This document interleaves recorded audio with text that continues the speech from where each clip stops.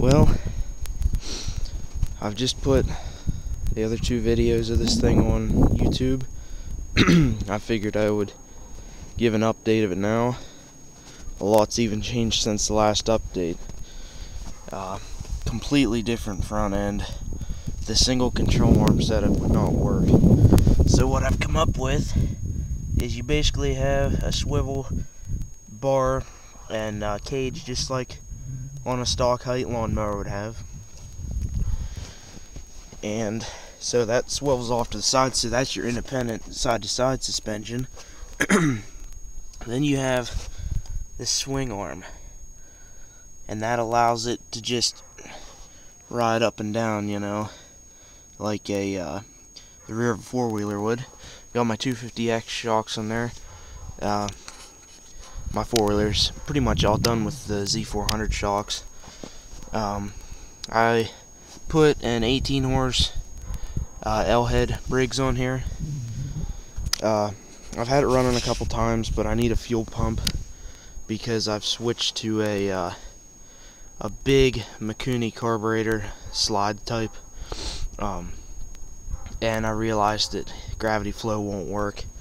I'll try to pull the hood up here, let you see that. There's the carburetor. It's probably about the same size as a snowmobile carburetor. I know it's the same size as our snowmobile carburetor, but that's a small snowmobile. I made the aluminum block there, an intake tube. It all runs in the same intake as the other one did. Stock carburetor. What you didn't see, I had a 15 horse overhead valve motor in this, and it pulled everything fine, the gears and all that. But I got this motor for, I think, 20 bucks, and it's all complete. The carburetor needed a gasket in, and I didn't want to mess with that, so I had this laying around and decided to do that. I still have to rig up my throttle cable to a foot pedal. Here's the new bumper. I don't know if that was on the other video. I haven't watched it in a long time. I'm probably going to shorten it up a little bit on these ends yet, bring it in like to here, because I'm worried that them tires are going to come up and hit it and drag. I don't want to cut holes in my tires. Got the 6-speed in it. Shifter, you go forward for reverse the whole way back to 6th. So you let off your gas, grab another gear, which actually, that training's really hard to shift, so you actually grab like 3 gears at a time just to pull hard enough. These exhaust pipes are just stuck in here into the big ones down there. I'm going to run them back to a kind of homemade XR400 muffler, the one that used to be on that 250X. That's another video on my page. If you don't have a locked rear end, what you can do is make a type of thing that rests against. That way this side stays locked. It'll drive the other side. If you only have chain on this side and nothing here to stop this from turning, it'll just spin because of the limited slip.